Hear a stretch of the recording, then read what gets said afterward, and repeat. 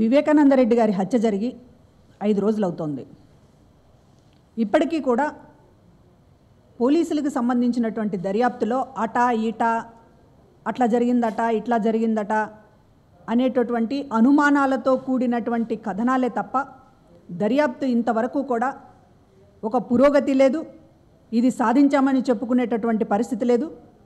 కానీ ఈ 5 రోజులుగా ఎన్నికల వేదికల మీద చంద్రబాబు నాయుడు గారు ఒక ముఖ్యమంత్రి స్థానంలో ఉండి ఈ హత్య సంఘటనని రాజకీయం చేస్తున్నటువంటి తీరు మాత్రం చాలా అభ్యంతరకరంగా ఉంది.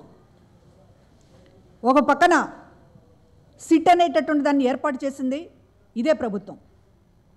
ముఖ్యమంత్రి స్థానంలో ఉండి చంద్రబాబు నాయుడు గారు ఫలానా వాళ్ళు ఈ హత్య వెనుక ఉన్నారు అనేటటువంటిది ముద్ర వేసి దర్యాప్తు చేస్తున్నటువంటి సిట్ అధికారులకి ఒక గైడెన్స్ ఇచ్చి మీరు ఈ రకంగానే దర్యాప్తు జరపాలి అనేటటువంటి ఒక చట్టాన్ని వాళ్ళకి బిగించి ఒక సిట్ అనేటటువంటి సంస్థని ప్రభావితం చేసేటటువంటి విధంగా ఒక ముఖ్యమంత్రి స్థానంలో ఆయన పనిచేస్తూ వేదికల మీద మాత్రం ఎన్నికల వేదికల మీద ఇష్టానుసారం ఒక చట్టం ఉంటుంది, ఒక దర్యాప్తు అనేటటువంటిది ఉంటుంది, దానికి విలువ ఇవ్వాలి అనేటటువంటి కనీసం విలువలు కూడా పాటించకుండా ఈరోజు జగన్మోహన్ రెడ్డి గారి మీద బురద చల్లడానికి వివేకానందరెడ్డి గారి హత్య విషయాన్ని ఎంత రాజకీయంగా పబ్బం గడుపుకుంటూ వాడుకుంటున్నారో ఇవాళ మనందరం కూడా చూస్తూ ఉన్నాం. ఇవాళ ఒకటి ఈ రోజున అనేక అనుమానాలు కలుగుతూ ఉన్నాయి. పోలీసులు కానీ ప్రభుత్వం కానీ వ్యవహరిస్తున్నటువంటి తీరు. ఎంపీ అవినాష్ రెడ్డి గారు చాలా స్వయంగా ఇంతకుముందు చెప్పారు. 6:45కి ఉదయం ఘటన తెలిసిన వెంటనే వివేకానందరెడ్డి గారు చనిపోయిన మరణ వార్త తెలిసిన వెంటనే నేను ఆ సంఘటన ప్రదేశానికి వెళ్ళాను. 6:45కి వెంటనే నేను పోలీసులకి ఫోన్ చేశాను.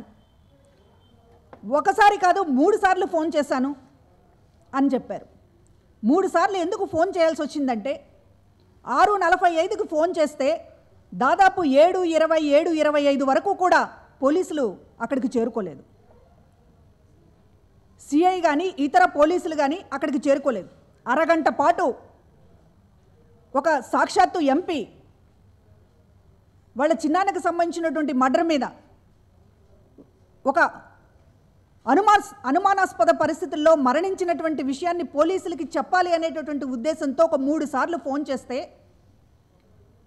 స్పందించటానికి ఇంత పెద్ద ఘటన మీద పోలీసులు సంఘటన స్థలానికి రావడానికి అరగంట సమయం తీసుకున్నారంటే ఈ అరగంట సమయంలో ఏం మంతనాలు జరిగినాయి అనేటటువంటిది మేము అడుగుతూ ఉన్నాం.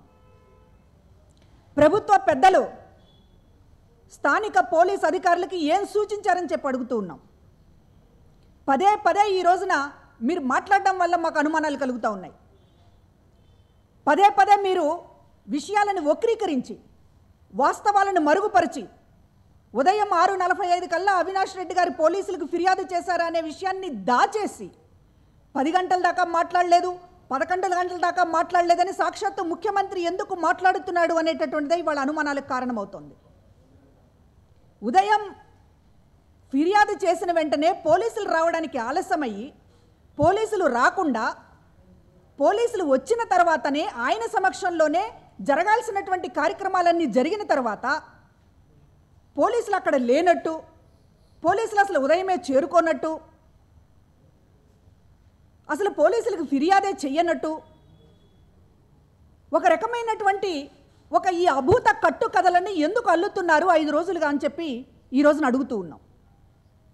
మేము ఎంత చెప్పినా ఇది వాస్తవం జరిగింది, ఈ సమయానికి ఇది జరిగింది, ఈ సమయానికి మేము ఆ ఇంటికి వెళ్ళాం, ఈ సమయానికి మేము పోలీసులు కంప్లైంట్ చేస్తాం, పోలీసులు వచ్చి రావడానికి అరగంట సమయం పట్టింది, ఆ సంఘటన తర్వాత మొత్తం పోలీసుల సమక్షంలోనే ఈ రోజున బాడీని కానీ లేకపోతే ఇతర విషయాలు కానీ అన్నీ కూడా జరిగినాయి అనేటటువంటిది కుటుంబ సభ్యులు చెప్తున్నప్పటికీ కూడా అసలు ఏమీ పట్టించుకోకుండా ఒక దాడి ముఖ్యమంత్రి స్థాయి నుంచి కింది దాకా ఒకటే కట్టు కదా.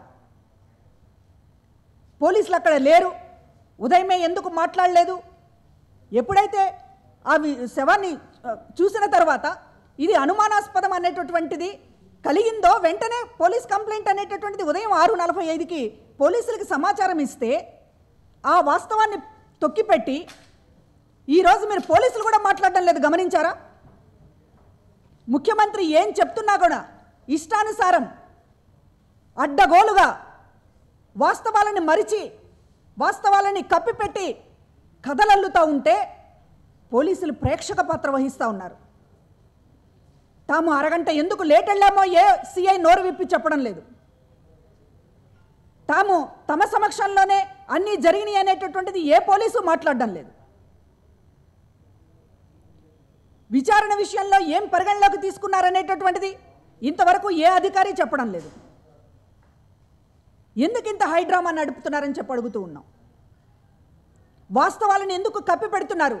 కుటుంబంలోనే ఏదో జరిగిందనేటటువంటిది ఒక క్రియేట్ చేయడానికి పైన ముఖ్యమంత్రి ప్రయత్నం చేస్తూ ఉంటే కింది పోలీసులు ఎందుకు సహకరిస్తున్నారని మేము అడుగుతూ ఉన్నాం. వాస్తవాలను ఎందుకు చెప్పడం లేదు? ఒకటే కట్టు కదా ఈ రోజున అల్లుతూ ఉన్నారు. ఇది ఈ రోజున వివేకానంద రెడ్డి గారి కూతురు ఒక బాధతోటి ఆవేదనతోటి కుటుంబం మీద దీన్ని నెట్టేటటువంటి ప్రయత్నం చేస్తున్నారనేటటువంటి దాంతో ఆవిడ మాట్లాడితే ఒక కుటుంబ సభ్యురాలు ఒక కన్న కూతురు బాధతో మాట్లాడిన దాన్ని కూడా రాజకీయం చేసేటటువంటి మాటలు మాట్లాడుతున్నారు. ఆవిడ అడిగింది ఏంటి? ఒక నిష్పాక్షిక దర్యాప్తు జరగాలని చెప్పి అడిగారు. దానికి ఎందుకు ప్రభుత్వ పెద్దలు మోకాలు అడ్డుతున్నారు అని చెప్పి అడిగారు. ప్రభుత్వ పెద్దలు ముందుగానే ఎందుకు ఇలా జరిగింది అలా జరిగింది అని ప్రభుత్వంలో ఉన్నటువంటి వాళ్ళు ఎందుకు మాట్లాడుతున్నారని ఆమె అడిగారు. దాన్ని వక్రీకరించి ఈ రోజున ఎందుకు మాట్లాడేట అవసరం వస్తుంది? ప్రతి దానికి ఎందుకు ఉలిక్కి పడుతున్నారు? ఉదయం నుంచి జరిగినటువంటి సంఘటనలు వరుసగా కుటుంబ సభ్యులు నిమిషాలతో సహా గంటలతో సహా టైం ప్రకారం వివరిస్తున్నప్పటికీ కూడా అది ఏది తమకు తెలియదన్నట్లుగా ఒక మసిపూసి మారేడికాయ చేసి 5 రోజులుగా చంద్రబాబు నాయుడు గారు కోతికి కొబ్బరికాయ దొరికినట్లుగా ఈ సంఘటన ఎందుకు వాడుకుంటున్నారు? జరిగింది ఒక హత్య, ఇది ఒక పొలిటికల్ మర్డర్, ఇది ఒక సామాన్యమైనటువంటి కేసు కాదు. వివేకానంద రెడ్డి గారు అనేటటువంటి ఆయన ఒక దివంగత ముఖ్యమంత్రి సోదరుడు. ఆయన స్వయంగా ఒక ఎంపీగా పనిచేశారు, ఎమ్మెల్యేగా పనిచేశారు, మంత్రిగా పనిచేశారు. అంతేకాదు ఇప్పుడు ఒక ఆపోజిషన్ లీడర్కి ఒక కుడి భుజంగా కడప జిల్లా రాజకీయాల్లో క్రియాశీలకమైనటువంటి శక్తిగా ఉన్నారు. అట్లాంటి వ్యక్తి చనిపోతే, హత్య కాబడితే దాన్ని రాజకీయంగా వాడుకునేటటువంటి ప్రయత్నమే తప్ప ముఖ్యమంత్రి నేను నిష్పక్షపాతంగా విచారణ చేస్తాననే మాట ఎందుకు రావడం లేదు నీ నోట్లోంచి? సిబిఐ ఎంక్వైరీకి ఆదేశిస్తాను అనేటటువంటి మాట ఎందుకు రావడం లేదు నీ నోట్లోంచి? ఎంతసేపటికి ఉదయం నుంచి జరిగినటువంటి విషయాల మీద కట్టుకథలు అల్లడం, జగన్మోహన్ రెడ్డి ఒక రౌడీ లేకపోతే ఫ్యాక్షన్ కుటుంబం అనేటటువంటి ముద్ర వేయడం, చనిపోయాడు కదా అనేటటువంటి దాని మీద తన ప్రభుత్వ హయాంలో ఒక మర్డర్ జరిగింది, పొలిటికల్ మర్డర్ అనేటటువంటిది లేకుండా నిస్సిగ్గుగా ఈ సంఘటనని జగన్మోహన్ రెడ్డి మెడకి ఎట్లా చుట్టాలి అనేటటువంటి దానితోటే మొత్తం శక్తులన్నీ కూడా పనిచేస్తున్నాయి, చంద్రబాబు అనుకున్నటువంటి శక్తులన్నీ కూడా. ఇది ప్రజలు గమనించడం లేదా అని చెప్పి అడుగుతూ ఉన్నాం. చేతుల్లో ప్రభుత్వాన్ని పెట్టుకుని ఒక సిబిఐ ఎంక్వైరీకి ఆదేశించలేనటువంటి వాళ్ళు ఈ రోజున ఎవరిని తప్పుపడతారు? ఎందుకు విచారణ అంటే భయపడతా ఉన్నారు? 5 రోజులుగా రోజుకొక మీటింగ్లో గంట సేపు సుత్తి కొడుతున్నావు. ఈ హత్య మీద మాకు ఎటువంటి ఇది లేదు, దాచుకోవాల్సినటువంటి అవసరం లేదు, మేము వెనకడుగు వేయాల్సినటువంటి పని లేదు, సిబిఐ ఎంక్వైరీకి ఆదేశిస్తున్నా అని ఒక్క మాట ఎందుకు రావడం లేదయ్యా నీ నోట్లోంచి? ఒక పిరికి పందలాగా మాట్లాడుతున్నారు. సిట్ అనేటటువంటి దాన్ని గుప్పెట్లో పెట్టుకుని ఆ కింది పోలీసుల్ని మాట్లాడకుండా చేస్తూ సిట్ ఎలా పనిచేయాలో మీరే రోజుకొక మీటింగ్లో మాట్లాడుతూ జగన్మోహన్ రెడ్డి చుట్టూ ఉచ్చు బిగించండి అని చెప్పి వాళ్ళకి సంకేతాలు ఇస్తూ మీరు విచారణ గురించి మాట్లాడతారా? ఇది ఆంధ్రప్రదేశ్ అనేటటువంటి ఒక రాష్ట్రమా, లేకపోతే మీ ఇష్టానుసారం సాగేటటువంటి ఒక జంగిల్ స్టేటా ఇది? వివేకానంద రెడ్డి గారికి సంబంధించినటువంటిది ఒక దర్యాప్తు అనేటటువంటి దాని మీద మీరు ఎందుకింత యాగి చేస్తున్నారు? మేము దర్యాప్తు రోజు మేము ఒకటే మాట అడుగుతున్నాం, సిబిఐ దర్యాప్తుకి ఎందుకు ఆదేశించడం లేదని అడుగుతున్నాం. చివరికి న్యాయస్థానాలకు కూడా వెళ్లాల్సినటువంటి పరిస్థితి కల్పించారు. ఎందుకు మీరు విచారణ అంటే భయపడుతున్నారు? ఇవన్నీ మాట్లాడకుండా మేము సవాళ్ళు చేస్తాం, ఛాలెంజ్లు చేస్తాం, రెండయ్యా పులివెందులకు రండి, మీ ముఖ్యమంత్రి చంద్రబాబు వస్తాడో లేకపోతే లోకేష్ వస్తాడో రమ్మనండి. పులివెందుల ప్రజల మధ్య చర్చ పెడదాం. ఎవరు రౌడీలో, ఎవరు హత్య రాజకీయాలు చేశారో, ఎవరైనా మర్డర్లు చేశారో, వైఎస్ కుటుంబం ఎలాంటిదో పులివెందుల నడిపొట్టున చర్చకు మీరు సిద్ధమా అని చెప్పి అడుగుతూ ఉన్నాం. రమ్మనండి, ఇద్దరినే రమ్మనండి, చంద్రబాబుని ఆయన కొడుకుని చర్చించండి ప్రజల మధ్యన. విషం చిమ్మడం కాదు ఒక కుటుంబం మీద ఇవాళ చేయాల్సింది. మీరు చేతుల్లో అధికారం ఉంది, విచారణ జరపాల్సినటువంటి బాధ్యత ఉంది. సిబిఐ ఎంక్వైరీ అంటేనే దడదళ్లాడుతూ ఇవాళ మీరు ఏవేవో రాజకీయాలు మాట్లాడితే రాజకీయం కోసమా ఒక హత్యలను కూడా ఉపయోగించుకునేది? ఎవరు రాజకీయాలు చేస్తున్నారు? ముఖ్యమంత్రి స్థాయిలో ఆయన రోజుకొక మీటింగ్లో మీ ఎజెండా ఏంటి? మీ ఎలక్షన్ ఎజెండా ఏమిటండి? ఎలక్షన్ ఎజెండా మీ హామీలు కాదు, మీరు పెట్టిన 5 సంతకాలు కాదు, మీరు ఇచ్చిన 600 హామీలు కాదు, ఈ రాష్ట్రానికి కేంద్రం నుంచి ఏం తీసుకొచ్చారనేటువంటిది కాదు. వివేకానంద రెడ్డి గారి హత్యను చూసి లోకేష్ గారు మరి పొరపాటున అన్నారో గ్రహపాటున అన్నారో పరవశించిపోతున్నామనేటటువంటి మాటను ఏమైనా నిజం చేస్తున్నారా చంద్రబాబు నాయుడు గారు? ఒక దారుణమైనటువంటి హత్య జరిగితే దానిపైన విచారణ చేయకుండా దాన్ని రాజకీయంగా ఇంతకాలం వాడుకుంటున్నటువంటిది మీది ఎంత నీచమైనటువంటి రాజకీయమో ప్రజలు గమనిస్తూ ఉన్నారు. ఈ రోజున మేము చాలా స్పష్టంగా చెప్తున్నాం, పోలీసుల సమక్షంలోనే అంతా జరిగింది అనేటటువంటి విషయాన్ని కప్పిపుచ్చి ఏదో జరిగిపోయిందనేటటువంటి అనుమానాలు కలిగిస్తూ ముఖ్యమంత్రి మాట్లాడుతుంటే ఇక కింది పోలీసులు ఏం వాస్తవాలు బయట మాట్లాడతారండి? ఒక పోలీస్ స్టేషన్లో పనిచేసేటటువంటి ఒక కానిస్టేబుల్, ఒక సిఐ స్థాయి అధికారి, లేకపోతే ఒక ఎస్పీ స్థాయి అధికారి అయినా ముఖ్యమంత్రి మాట్లాడుతున్నటువంటిది అబద్ధం అని చెప్పగలిగినటువంటి సాహసం ఉంటుందా? అట్లాంటి పరిస్థితి ఈ రాష్ట్రంలో ఉందా?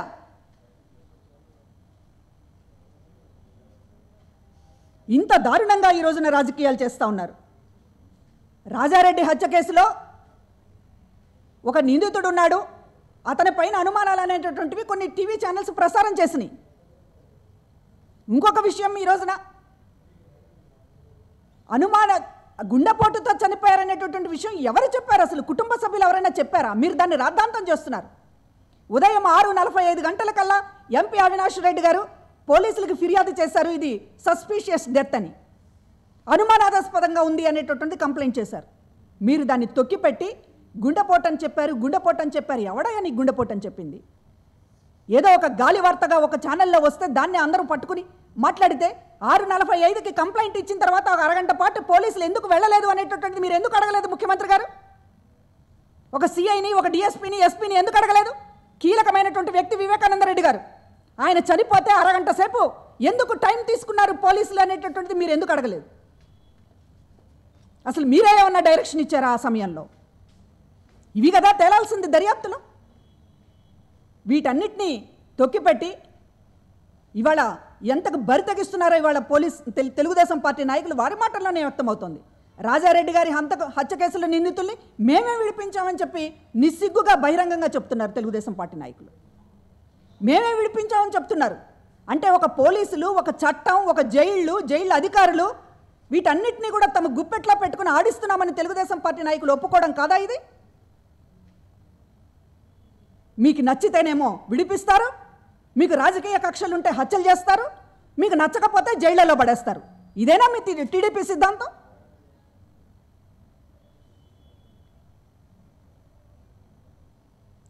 సాక్షాత్తు దర్యాప్తుని ప్రభావితం చేస్తున్నటువంటి ముఖ్యమంత్రి 5 రోజులుగా ఎన్నికల సభల్లో ఇదే విషయం మాట్లాడుతున్నాడు. అంటే దర్యాప్తు ఒక పక్కన దర్యాప్తులో ఉన్నటువంటి లొసుగులను ఆయన మాట్లాడడం లేదు, దర్యాప్తు జరుగుతున్నటువంటి తీరును ఆయన పోలీసుల్ని ప్రశ్నించడం లేదు, హత్య జరిగిన తర్వాత పోలీసులు ఎందుకు ఇట్లా వ్యవహరించారనేటటువంటిది ఆయన అడగడం లేదు. దీన్ని పెద్ద ఎత్తున రాజకీయం చేసేటటువంటి ప్రయత్నం చేస్తున్నాడు. అసలు నేరస్తుడు ఇప్పుడు చంద్రబాబు నాయుడు గారు అవునా కాదా అనేటటువంటిది ఈ రోజున అడుగుతూ ఉన్నాం. దర్యాప్తు అనేటటువంటి దాన్ని పూర్తిగా తన చెప్పు చేతల్లోకి తీసుకురావడానికి విశ్వ ప్రయత్నం చేస్తున్నటువంటి ఇన్ని నేరస్తుడు అంటారా లేకపోతే ముఖ్యమంత్రి అంటారా? ఇంత నిస్సిగ్గుగా అధికారం చేతిలో పెట్టుకుని పోలీసులను ఆడిస్తూ దర్యాప్తుని ఇలానే చేయాలని చెప్పి వాళ్ళకి డైరెక్షన్ ఇస్తూ పైగా మళ్ళా ఎన్నికల ఎజెండాగా వివేకానంద రెడ్డి గారి హత్య అనేటటువంటిది జగన్మోహన్ రెడ్డి గారి చుట్టూ తిప్పడానికి ప్రయత్నం చేస్తున్నారు. ఒక నీచ నికృష్ట దౌర్భాగ్యపు రాజకీయం కాదా ఇదని అడుగుతున్నాం. ఎన్నికల సమయంలో జరిగినటువంటి హత్య మీద ఎంత నిష్పక్షపాతంగా దర్యాప్తు జరగాల్సినటువంటి అవసరం ఉంది. ప్రజల్లో కానీ వైఎస్ఆర్ కాంగ్రెస్ పార్టీ నాయకుల్లో కానీ ఎవరికి అనుమానం లేకుండా ఒక సచ్చీలత కలిగినటువంటి నాయకుడిగా వ్యవహరించాల్సినటువంటి చంద్రబాబు నాయుడు గారు మొత్తం పక్కదోవ పట్టించే విధంగా, అసలు హత్య ఎవరు చేశారనేటటువంటి బయటకు రాకుండా ఆయన వ్యవహరిస్తున్నటువంటి తీరు, ఎన్నికల సమయంలో ఒక కీలకమైనటువంటి సమయంలో ఆయన వ్యవహరిస్తున్నటువంటి తీరు క్షమించరానటువంటిది. పదే పదే వాస్తవం ఏంటనేటటువంటి కుటుంబ సభ్యులు చెప్తున్నప్పటికీ కూడా వాళ్ళని ఏదో నేరస్తులుగా, లేకపోతే హత్య చేసినటువంటి వాళ్ళుగా, దొంగలుగా అనుమానం కలిగించేటటువంటి విధంగా ఒక ముఖ్యమంత్రి మాట్లాడతాడా? దర్యాప్తు సంస్థల మీద మీకేమన్నా నమ్మకం ఉందా? మీ కింది పోలీసుల మీద మీకేమన్నా నమ్మకం ఉందా? లేకపోతే వాళ్ళ చేతులు కాళ్ళు కట్టేసేటటువంటి మీ నైజం బయటపడుతుందని భయపడుతున్నారా? ఎందుకింత దౌర్భాగ్యపు రాజకీయం చేస్తున్నారు? మీ నికృష్ట రాజకీయాలు చాలా విషయాల్లో చూసాం. కానీ ఒక హత్య కేసు విషయంలో కూడా ఈ రకంగా వ్యవహరించడం అనేటటువంటిది ఖచ్చితంగా దీన్ని ప్రశ్నిస్తాం. ఈ రోజున మీరు చాలా తప్పు చేస్తున్నారు. 5 రోజుల్లో నిందితుల్ని బయటకు తీసుకురావాల్సినటువంటి స్టేజ్ పోయి ఇంకొక 10 రోజుల పాటు ఇలాగే కొనసాగాలి, ఎన్నికల దాకా ఇలాగే ఈ దర్యాప్తులో తేలకుండా ఉండాలి, నేను మాత్రం ఎన్నికల సభల్లో ఊకదంపుడు ఉపన్యాసాల్లో ఇదే మాట్లాడాలి అనేటటువంటిది పెట్టుకున్నాడు చంద్రబాబు నాయుడు గారు. 5 రోజులుగా ఈ తప్ప ఇంకోటి మాట్లాడుతున్నాడా? ముఖ్యమంత్రి ఎవరండి? ముఖ్యమంత్రి చంద్రబాబు నాయుడు. దర్యాప్తు సంస్థ ఆయన చేతిలో ఉంది. నిందలు లేకపోతే గాలి వార్తలు అన్నీ పోగేసి మాట్లాడుతున్నది ముఖ్యమంత్రి. ఇక ఎందుకు ఈ దర్యాప్తు సంస్థలు? ఇది చాలా శోచనీయమైనటువంటి విషయం. ఇట్లాంటి దర్యాప్తులని, వీటిని ఒక హత్యల విషయంలో కూడా ఈ స్థాయికి దిగజారి రాజకీయాలు చేస్తే ప్రజలు ఏమాత్రం హర్షించరనేటటువంటిది మాత్రం గుర్తుపెట్టుకోమని విజ్ఞప్తి చేస్తూ ఉన్నాం.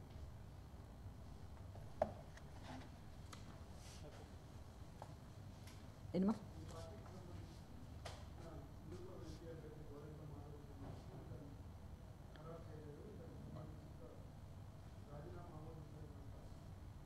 అదే ఇప్పుడు ఆయన ఒక పోలీస్ అధికారిగా రాజీనామా చేశారు, రాజకీయాల్లోకి రావాలనుకున్నారు, వైఎస్ఆర్ కాంగ్రెస్ పార్టీలో చేరారు. వైఎస్ఆర్ కాంగ్రెస్ పార్టీ ఒక సిన్సియర్గా ఒక బీసీ కమ్యూనిటీకి సంబంధించినటువంటి, ఒక మధ్యతరగతికి సంబంధించినటువంటి వ్యక్తిని ఒక ఎంపీ అభ్యర్థిగా నిలబెట్టుతూ ప్రకటించింది. ఈ రాజీనామాను ఆమోదించకుండా ఇవాళ ప్రభుత్వం తన చేతుల్లో ఉంది కదా అని చెప్పి ఈరోజు ఇది ఎంత చౌకబారు కుట్రలు అనేటటువంటిది ఈరోజు ప్రజలకు అర్థమవుతా ఉంది. ఆయనేమీ వైఎస్ఆర్ కాంగ్రెస్ పార్టీ బలవంతంగా తీసుకురాలేదు. స్వచ్ఛందంగా రాజీనామా చేస్తే ఆ రాజీనామాని ఆమోదించకుండా ఈ రోజున ప్రభుత్వం చేస్తున్నటువంటి ఈ ప్రయత్నం, దీన్ని ఏ స్థాయిలో వైఎస్ఆర్ కాంగ్రెస్ పార్టీకి భయపడుతున్నారు చంద్రబాబు నాయుడు గారు అనేటటువంటిది పదే రోజు నిరూపించుకుంటున్నాడు ఆయన. ఒక సిఐని చూసి అంటే ఏంటి అసలు మీ రాజీనామా ఆమోదించకపోవడం వెనుక ఏంటి మీ మతలబు? పోలీసు వ్యవస్థను మీరు ఎట్లా ఉపయోగించుకున్నారో తీరు బయటకు వస్తుందనేటటువంటి భయమా? లేకపోతే ఆయన ఏమన్నా మాట్లాడతాడనేటటువంటి భయమా? ఇంకా మీ చెప్పు చేతల్లోనే ఉంచుకోవాలనేటటువంటి భయమా? లేకపోతే అనంతపురం జిల్లాలో మీరు చేసినటువంటి మీ గూండాగిరి నాయకులందరూ గుట్టు రట్టవుతుందనేటటువంటి భయమా? ఎందుకు ఆయన రాజీనామాను ఆమోదించడం లేదు? ఒక బీసీ నాయకులు ఎవరు కూడా రాజకీయాల్లోకి రాకూడదా? ఎంపీగా పోటీ చేయకూడదా? పోలీస్ అధికారులు అయినంత మాత్రాన వాళ్ళు ఒక ఇష్టపూర్వకంగా రాజకీయాల్లోకి రావాలనుకోవడం బీసీలు చేస్తున్నటువంటి తప్ప? ఒక బీసీ సామాన్య బీసీకి ఒక ఎంపీగా పోటీ చేసేటటువంటి హక్కు, అర్హత మీరు నిరాకరిస్తారా? ఏంటి మీరు చెప్పదలుచుకున్నది? ఏం సంకేతం ఇస్తున్నారు ఇవాళ బీసీ ప్రజలకి? సీట్లు ఇవ్వరు, మీ పార్టీలో సీట్లు ఇవ్వరు, బీసీలకు ఏమీ చెయ్యరు మీ పరిపాలనలో. ఒక బీసీకి సంబంధించినటువంటి పోలీస్ అధికారి ఎంపీగా పోటీ చేయడానికి ముందుకు వస్తే దానికి మా పార్టీ ఒక అగ్రస్థానం కల్పిస్తే దానికి కూడా అవకాశం ఇవ్వరు. తొండి రాజకీయం అండి ఇది. ఇంత తొండి రాజకీయం చేస్తున్నారంటే వీళ్ళు ఎన్ని విషయాల్లో ఎట్లాంటి కుట్రలు పన్నుతున్నారనేటటువంటిది ఇవాళ చాలా స్పష్టంగా అర్థమవుతుంది. కళ్ళకి కట్టినట్టు రోజుకొక సంఘటన. వీళ్ళ దుష్ట రాజకీయం అనేటటువంటి రాజకీయాలు ఈ రకంగా చేస్తారనేటటువంటి అభిప్రాయాలు ఈరోజు కలుగుతూ ఉన్నాయి. ఈరోజు రకరకాల జనసేన పార్టీ అభ్యర్థులని ఖచ్చితంగా మేము మాట్లాడతాం. జనసేనలో ఇవాళ నాగబాబు గారు చేరారు, పోటీ చేస్తున్నారు అనేటటువంటిది వస్తున్నాయి వార్తలు. మీ ఇష్టం, మీ పార్టీ ఎవరైనా పోటీ చేస్తారు. కానీ ఇవాళ జనసేన అభ్యర్థుల కోసం తెలుగుదేశం పార్టీ తన సిట్టింగ్ ఎమ్మెల్యేలని, ఎంపీలని కాదని ఎందుకు రెడ్ కార్పెట్ పరుస్తోంది? తెలుగుదేశం పార్టీ అభ్యర్థులు గెలవడానికి జనసేన తన స్థానాలలో ఎందుకు వీక్ క్యాండిడేట్లను పెడుతోంది? తెలంగాణలోనేమో పెద్ద మహాకూటమిని బిల్డప్ ఇచ్చారు. ఇక్కడ చావు దెబ్బ తిన్న తర్వాత ఇక మహాకూటమిగా మనం అందరం కలిసి వెళ్ళలేము, అందుకని ఒక ముసుగు కూటమిగా వెళదాము అనేటటువంటిది చంద్రబాబు నాయుడు గారి గేమ్ ప్లాన్. చంద్రబాబు నాయుడు గారి ఈ ముసుగు కూటమిలో జనసేన ఉంది, వామపక్షాలు ఉన్నాయి, కాంగ్రెస్ పార్టీ ఉంది, బీఎస్పీ ఉంది, ఆ పాల్ లాంటి ఒక ఊరు పేరు లేనటువంటి పార్టీ ఉంది. సూటి రాజకీయాలు చేయడం చేతగాని పిరికి పందలు ఆడుతున్నటువంటి ఇది ముసుగు కూటమి. రాజకీయాలను స్ట్రైట్గా ఎదుర్కొనే ధైర్యం లేక, నేరుగా పోటీ చేసేటటువంటి సత్తా లేక, నేరుగా పొత్తులు పెట్టుకునేటటువంటి ఆ శక్తి లేక, పార్టీలు ఎవరితోనే పొత్తులు పెట్టుకోవచ్చు, ఎందుకు పొత్తులు పెట్టుకోవడం లేదు మీరు? ఇంత ముసుగుల్లా రావాల్సినటువంటి అవసరం ఏముంది? ప్రజలను మోసం చేసేటటువంటి ప్రక్రియ కాదా ఇది? ప్రజాస్వామ్యంలో ఎన్నికల్లో మనం కొన్ని పాటిస్తాం. రాజకీయ పార్టీలు పొత్తులు, కలిసి పోటీ చేస్తే ప్రజలకు ఒక క్లారిటీ ఉండాలి. నీ పార్టీ అభ్యర్థి ఇది, నీ పార్టీ అభ్యర్థి ఇది అనేది. అది పోయి ఎవడు ఏ పార్టీకి సపోర్ట్ చేస్తున్నాడో తెలియనటువంటి జోదమాడతారా మీరు రాజకీయాలతోటి? ప్రజాస్వామ్యమా ఇది, లేకపోతే ఏమన్నా జోద క్రీడగా, ఎన్నికల్ని జోద క్రీడగా మార్చదలుచుకున్నారా? ఎవరిని గెలిపించడానికి మీరు ఇంత ముసుగులతో ప్రజల ముందుకు రావాల్సిన అవసరం ఏంటి? ప్రజల ముందు సూటిగా చెప్పకపోవడం అనేటటువంటిది కూడా ఒక నేరం. రాజకీయాలు సూటిగా చెప్పకపోవడం, నీ ఎజెండా సూటిగా చెప్పకపోవడం ఇది నేరం. ఖచ్చితంగా దీన్ని ప్రజల ముందుకు తీసుకెళ్తాం.